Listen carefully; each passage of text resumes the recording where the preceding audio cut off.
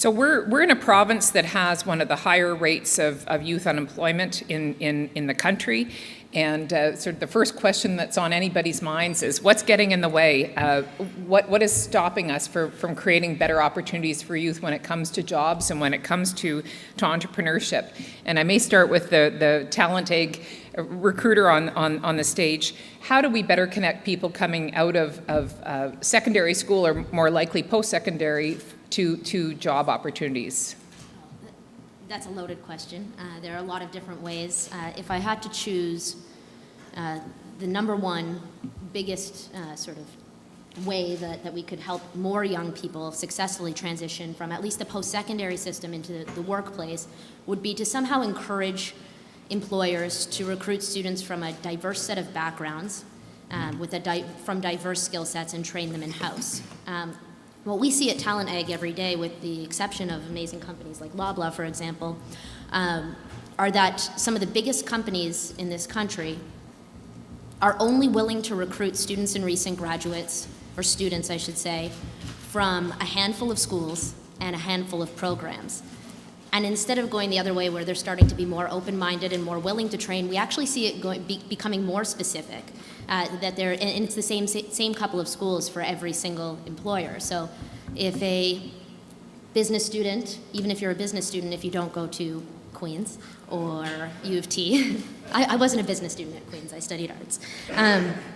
Or if you're an engineer and you didn't go to Waterloo, your chances of successfully getting into one of these new grad programs is significantly less than if you are part of those programs. So I think we need to incentivize employers to what I call recruit outside the lines, to be more open-minded in the way that they recruit.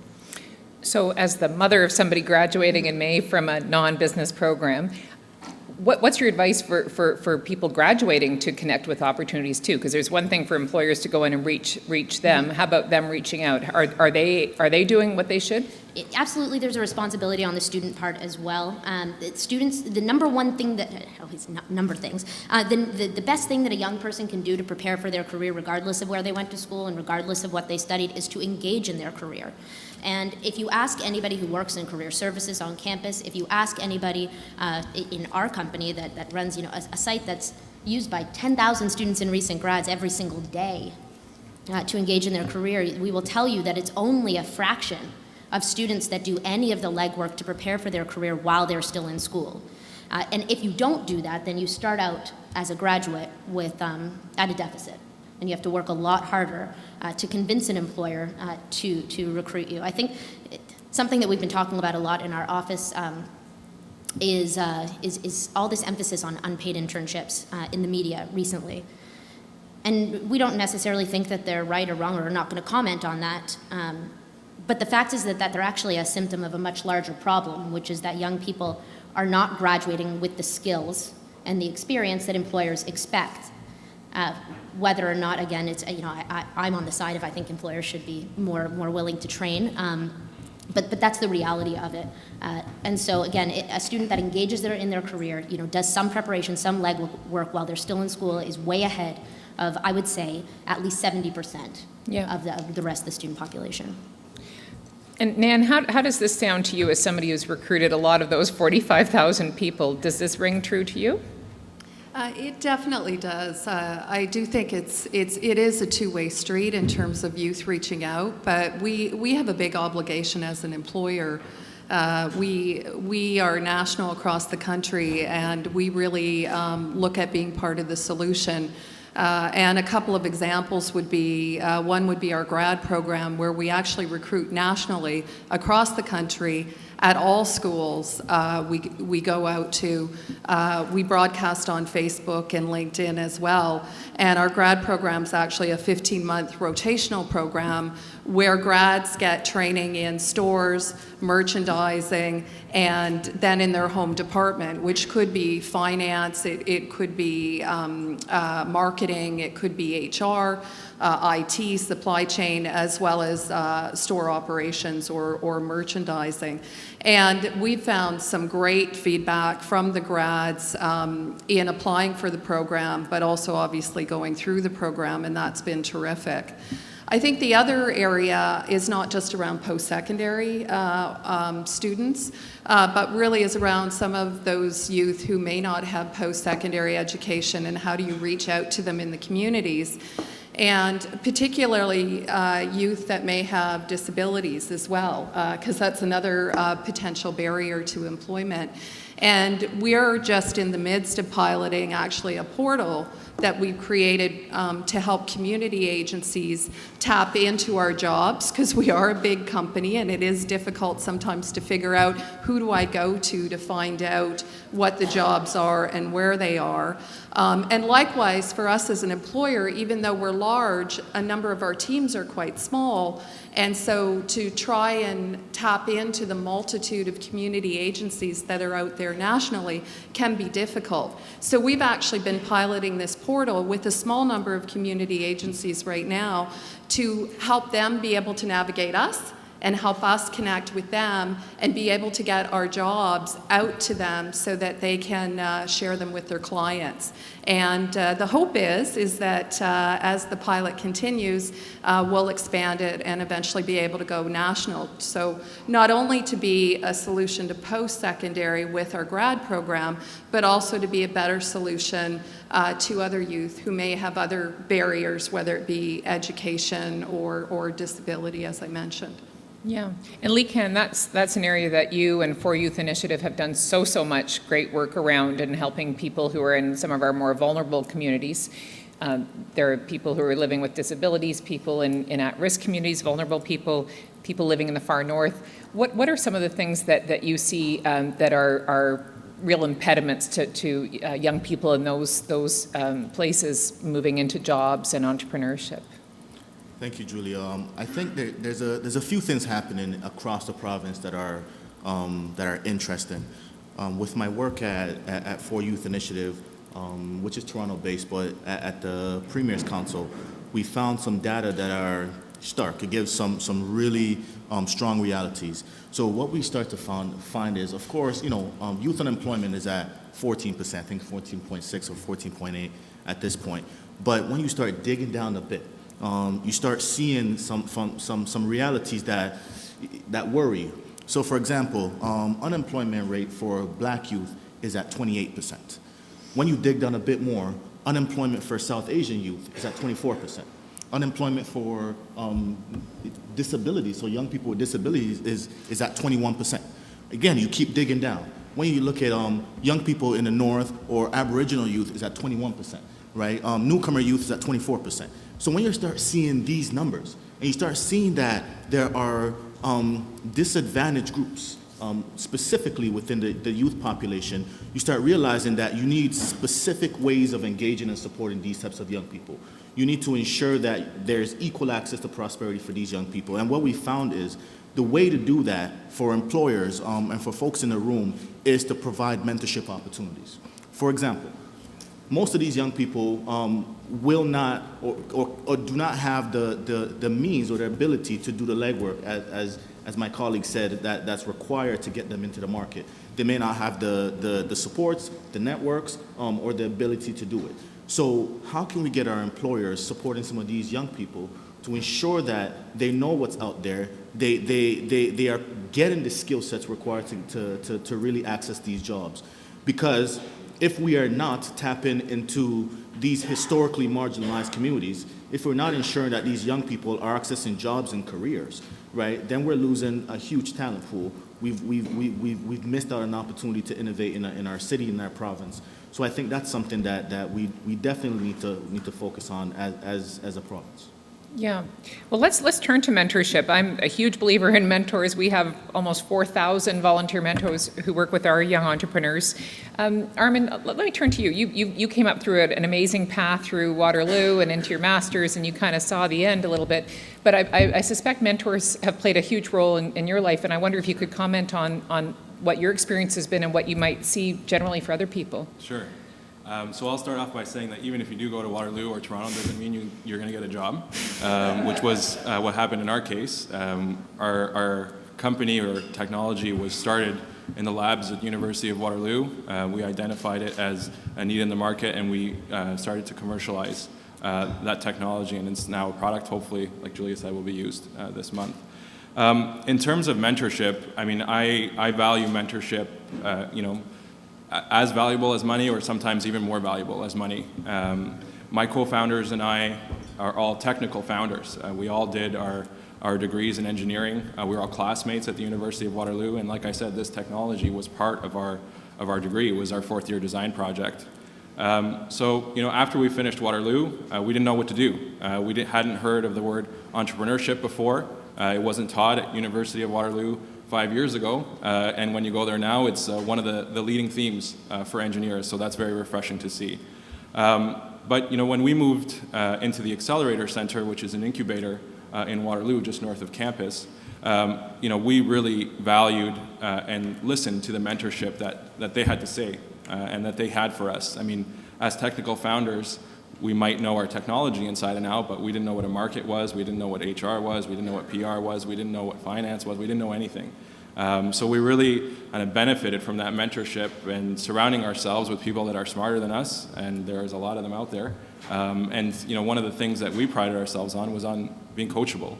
And mentorship is so valuable, to start crafting kind of a value proposition for a technology, for example.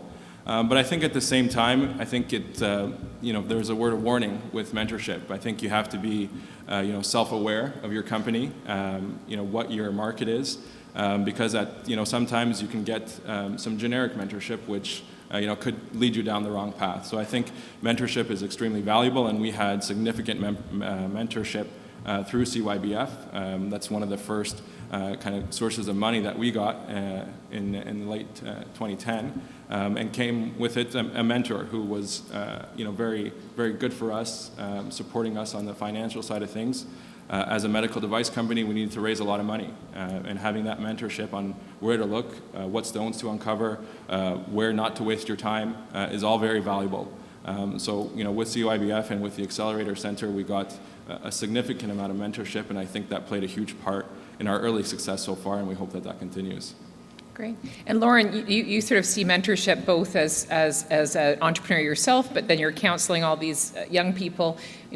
What are your perspectives on it? So just to clarify, I'm not a recruiter or a counselor. I run. No, well, you're dealing with talent. Yes. If you know me and know TalentEgg, you know that's a sore spot for us. Okay. Because what we do is we publish content on talentegg.ca and help students use that resource to find meaningful jobs. For me, it's always been more of a case of role models more than mentorship. So I have a vivid memory of being a teenager and seeing a Canadian business magazine cover, and there was a woman on it named Joanna Track. And she was starting this company called Sweet Spot. It was this online site, that online resource for what was cool in the city.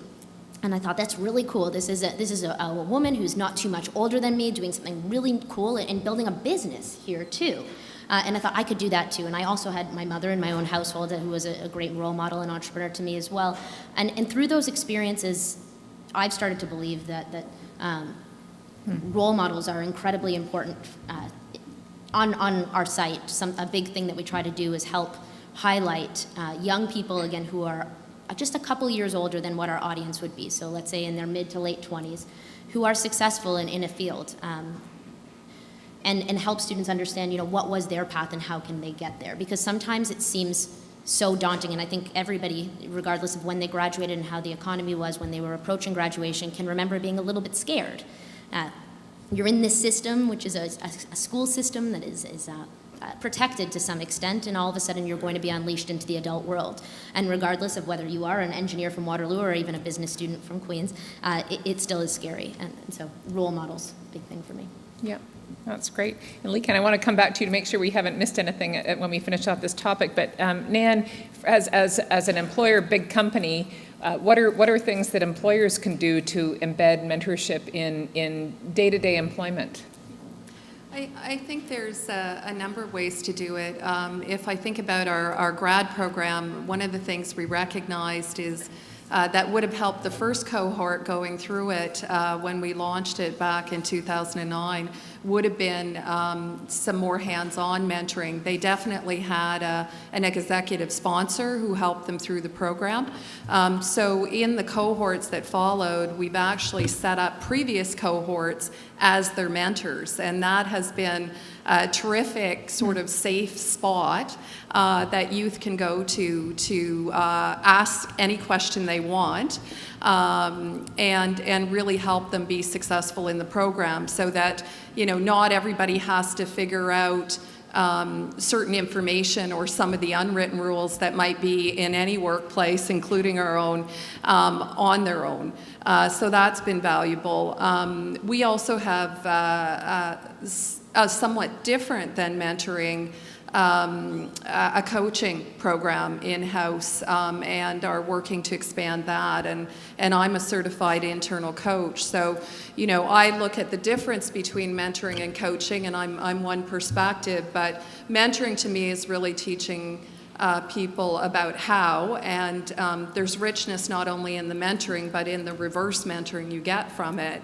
And and there's an element of technical knowledge as well in mentoring, I think, in terms of conveying experience and process and things like that. Coaching, on the other hand, is far more behavioral in my mind, and very much about how do you grow leadership capabilities. So we've found having both of those available to our colleagues, which is what we call our employees, has been really, really valuable. And I think, you know, we would all say from personal experiences that having a mentor, or in Lauren's words, a role model, has really helped us. I know that in my own life, my father is a farmer, and I'm the first one in my family after centuries not to farm.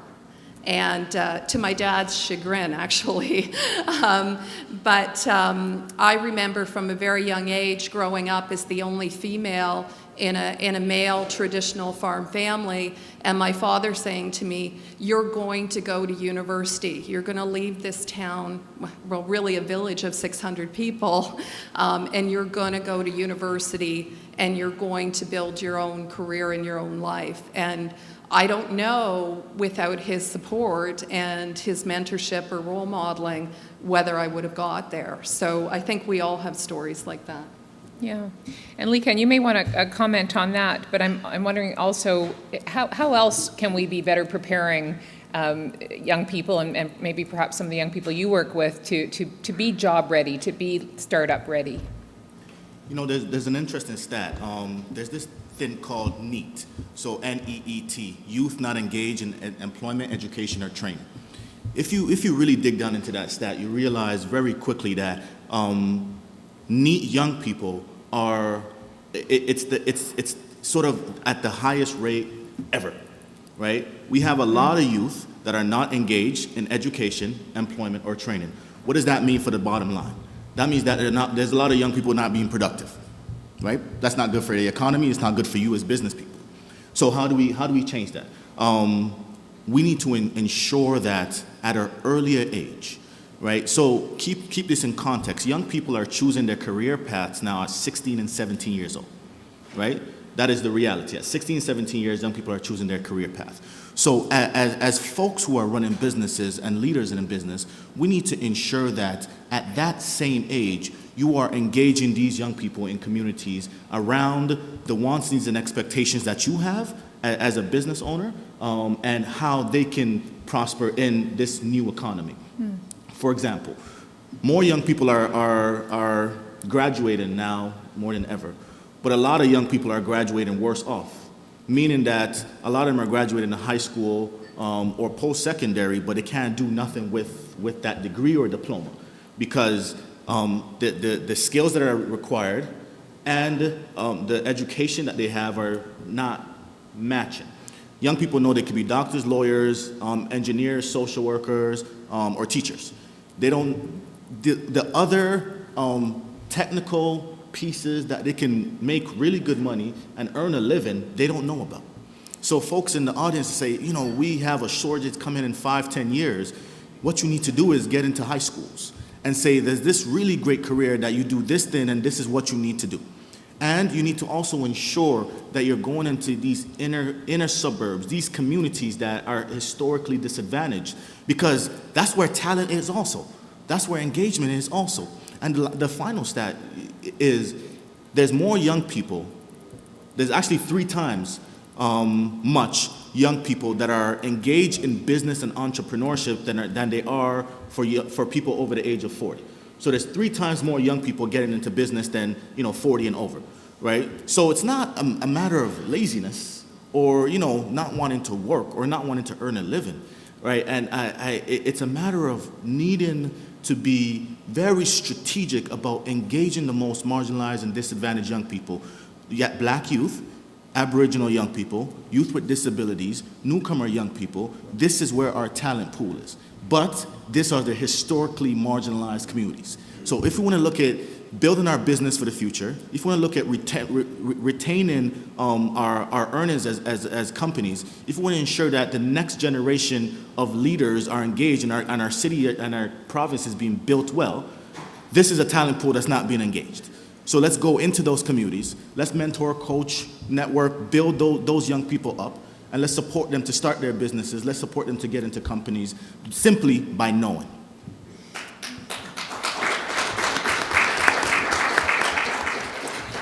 So I'm a little torn because I do agree we should be telling young people here where some of the opportunities are, and if you're going this path, you may want to look at this path. But I also know that our kids are going to have 5 or 6 careers in their lives, and you want them to be able to have options and be able to pivot or whatever. Armen, you came up through engineering, but I have a feeling you're one of those people who could probably do a whole bunch of different things. What are the sorts of skill sets we need to be helping young people develop so that they can adjust as things change? So, I mean, as an entrepreneur, you never do one thing. Yeah. I think that's, something you'll learn on day one. So although I was trained as an engineer, I probably haven't done much engineering work, if at all, for the last 2 years or so. But I think going to school, learning whatever you learn is not really. I think the material itself, although it is important, I think that's not what you're there to learn. You go to school, and I know, and I'm speaking from experience. I went to engineering school, and they taught me how to learn. So I didn't really retain all of the specifics of engineering principles. But I was trained to learn and learn very quickly. And I think that's something that people might miss when they look at their degree. They look at the value of their degree to themselves and to an employer. I think it's really the value is in how you train yourself to learn in the future. So that's one of the things that one of the biggest takeaways for me for my university. Although I don't use a lot of the principles that I learned, I still use every day my ability to learn. And I think you need to be open to learning. You need to be open to listening to people who have done it before, surrounding yourself with experience and with knowledge.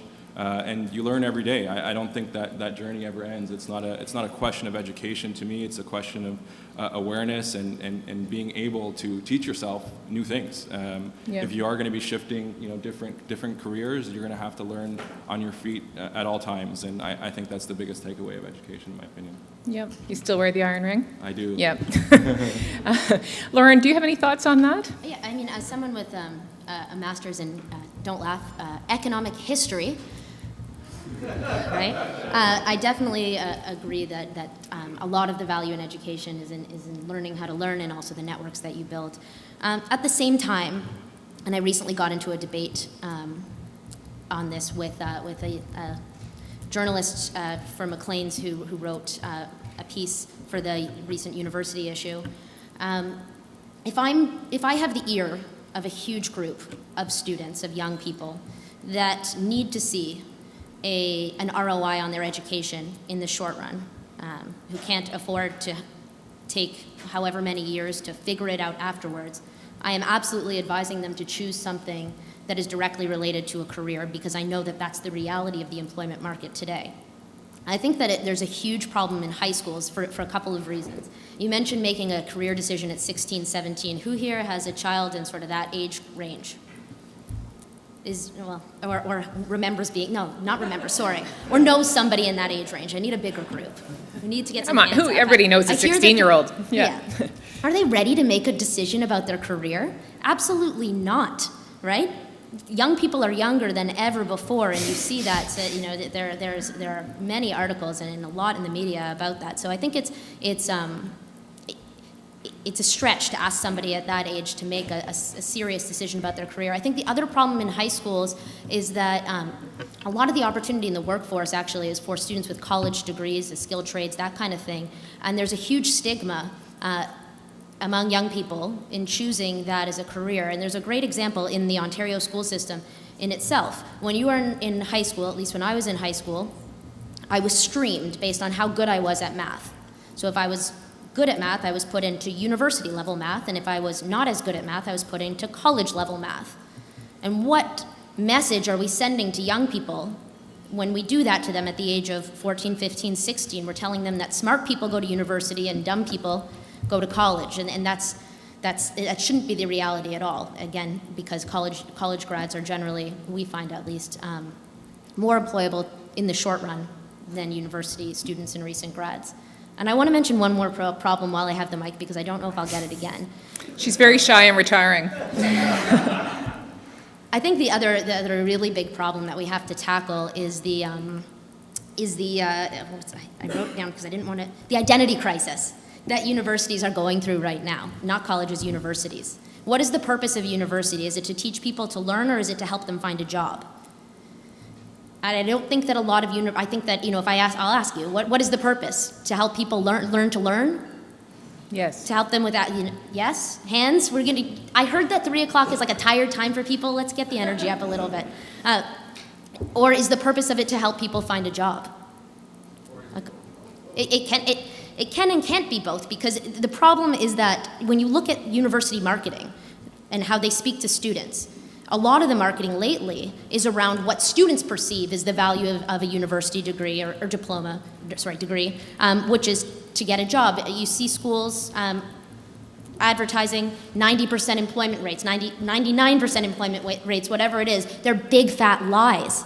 And they're telling young people in high school that if you choose to study philosophy, within 6 months you'll find meaningful, gainful employment, and that is a flat-out lie, and it is not helping young people make good decisions about their careers. And this is why, again, in the media, it really bothers me when there are articles or even commenters, and we all know commenters, but that say, well, they chose that degree, what did they expect? Well, someone they trusted, a reputable university, told them that if they just went there, that 9 out of 10 of them would get a job. So your next question should be, how many people here are affiliated with universities, and you'll do a little huddle out in the lobby afterwards. And I'm sure people are going to have questions for you. I have one more, and I'm going to ask you each to comment sort of briefly, but being in the startup business, I can see how exciting it is when people start their own businesses. How do we expose more of our young people to the possibility of running their own businesses and growing businesses? Because we know that's actually where Canadian business is going to come from in the future.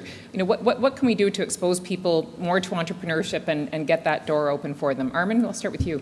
Sure. I think the main message, at least from my perspective, is education and entrepreneurship, or just the awareness of entrepreneurship as a viable career path. I mean, when we graduated from Waterloo, we hadn't heard the word entrepreneurship once. I mean, we didn't know what it was. We didn't know that we could, start a business for ourselves and commercialize something that we had developed and was ours. I think that education for us was missing, and I think that's one of the reasons, if not the major reason, why we pursued more education. We did our masters, my co-founders and I, all in different schools. We took 2 years to do our masters, and in the final year of our masters is when we found out about entrepreneurship, that it's a legitimate career path, and we ended up entering a competition which we won, and that gave us the confidence we needed to become entrepreneurs. So education and confidence is very important. And I think what people, tend to think of entrepreneurship is fear. You shouldn't be afraid to be an entrepreneur. I think as Canadians, generally we're afraid of failure, and I think that kind of comes through in entrepreneurship, that people are afraid to fail. And if you look at people south of the border, they praise failure, whereas we shy away from it. And I think failure is one thing, but learning from your failures is the most valuable thing. So don't be afraid of failure. Listen to people that are around you, educate yourself, and take the plunge when you're ready for it. Great. Nan, do you have any thoughts on entrepreneurship? Well, I grew up, as I mentioned, on a farm, and my father's very entrepreneurial, so I think the way I learned about entrepreneurship was really through that, because he's had a multitude of businesses, including a retail operation on our farm that's continued to grow over the years. I think, one of the things I'd call out related to entrepreneurship is intrapreneurship, and so how do organizations tap into some of the talent that's been talked about with the panel and their creativity as you bring youth into your organization, and really develop sort of an entrepreneurial culture where those ideas and ways can rise to the top. So in a way, they're given ownership of an idea within, your corporate workplace, or your workplace in general. I won't say that we've figured that out completely at this point, but it's definitely something that we're thinking quite heavily about. Great. Lekan? I guess you guys sort of know what I'm going to say. Mentorship. The data is clear that, for every person over the age of 40 who start a business, there's 3 young people who start a business. Yeah. But the reality is the mentorship is missing there, 1. 2, most of these young people, and I'm speaking about, the historically marginalized young people, don't have access to capital, don't have the networks and infrastructures required to scale their business.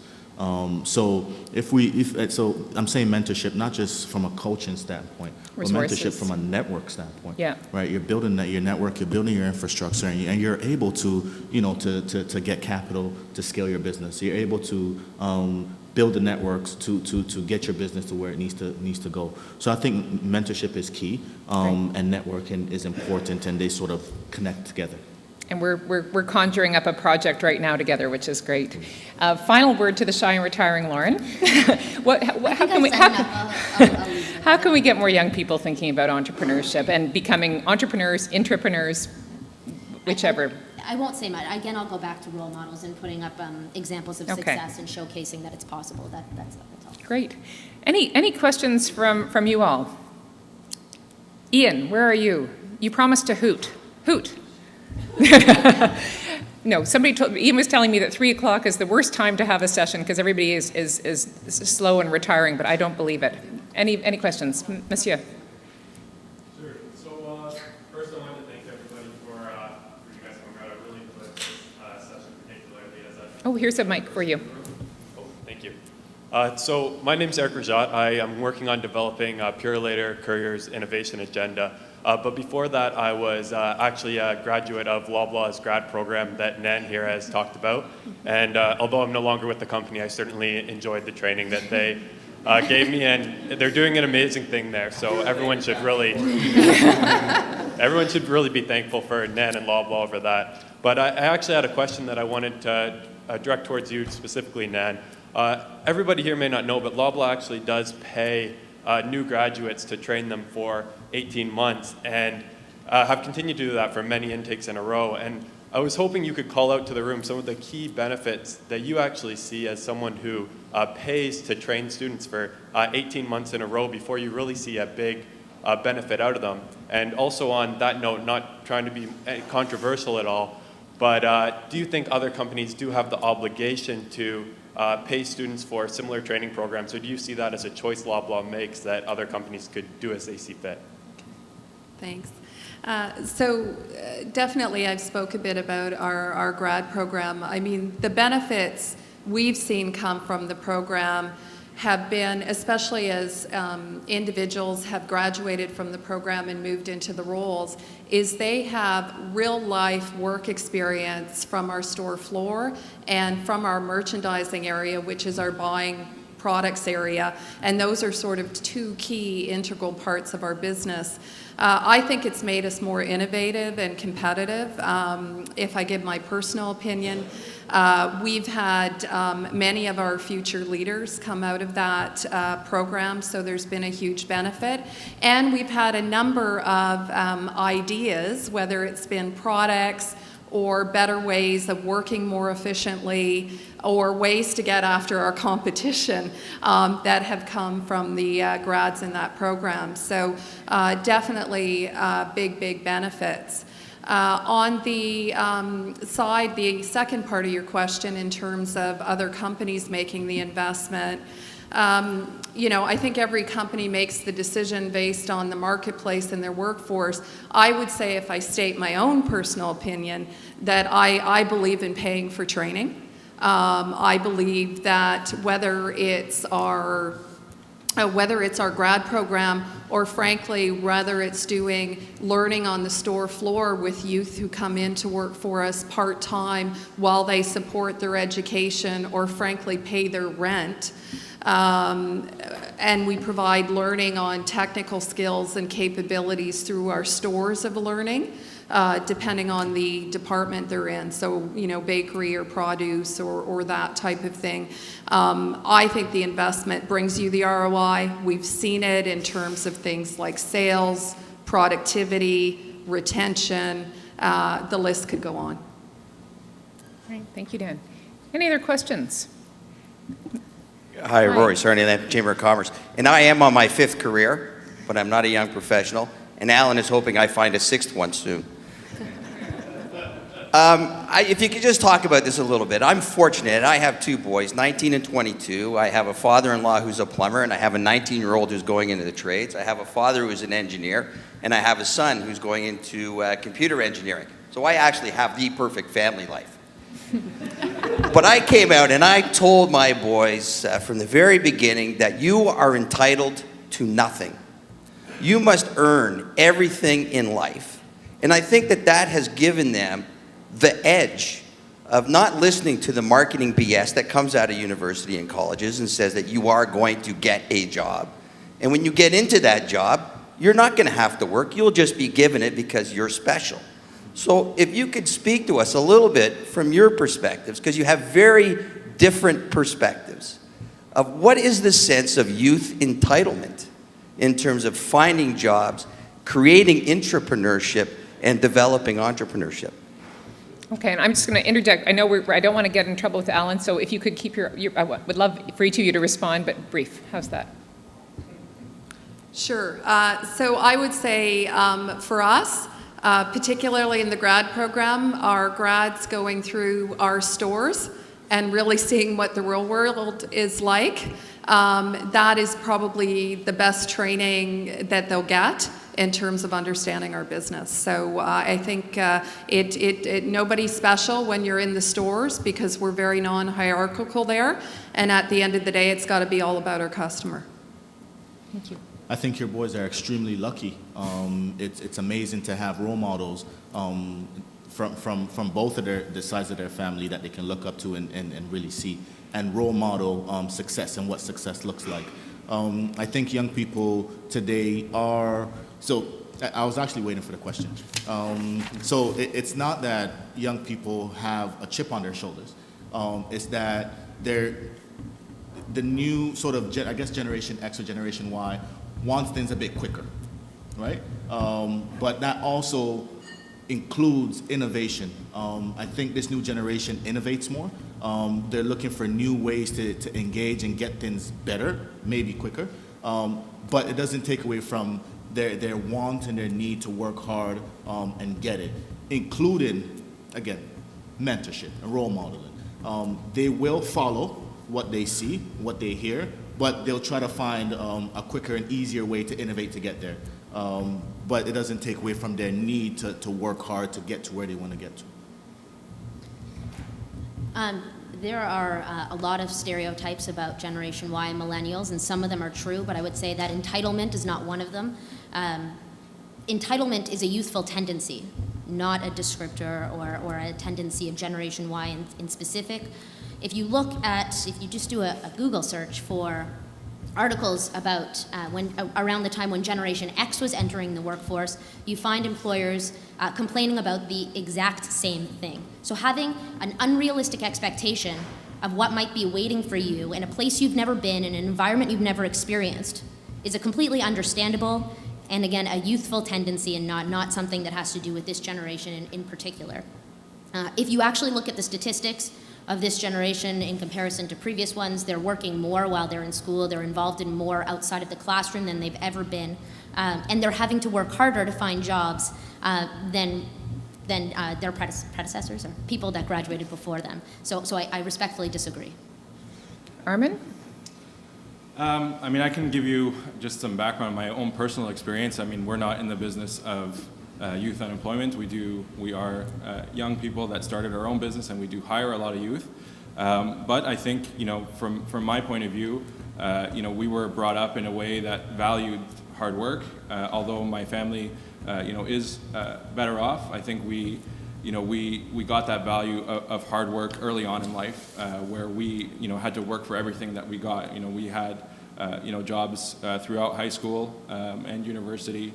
I think, one thing that we really benefited from was a co-op program at a university, and that they inject you into the workforce, 4 months out of school, and you learn the struggle of finding a job 4 months into school, and I think that furthers your dedication to work harder to make something of yourself.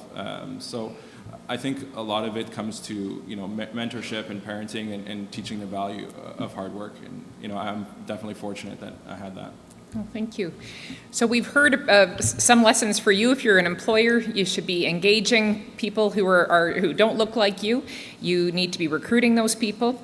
Provide role models and mentors, and it's definitely a two-way street. You get a huge amount out of being a mentor, and show that entrepreneurship is a viable and a desirable path, whether you're going to run your own business or work for somebody else and be entrepreneurial within it. For young people, we heard about engaging in your career, building your skills, including constant learning, networks, get role models, and be coachable. If you're sitting here thinking it's depressing that 14.6 or 14.7 of Ontario's youth are unemployed, Lekan pointed out that there are a lot of groups that are looking at much, much higher unemployment rates, and we should be very, very worried about that. But the really upside thought that I'll leave you with is when you help young people find their job or launch their first startup, you're dealing with youth unemployment, but more importantly, you're helping young people see their dreams and realize them, and there is nothing that makes you feel better in the whole world. And I'm going to be here, and if there's anybody here who would like to help young entrepreneurs through CYBF, do let me know. We'd love to partner with you. And but I'd really like to thank our panel. You're all fantastic, and I hope you'll be around for people who I know will want to speak with you. Please join me in thanking our panel.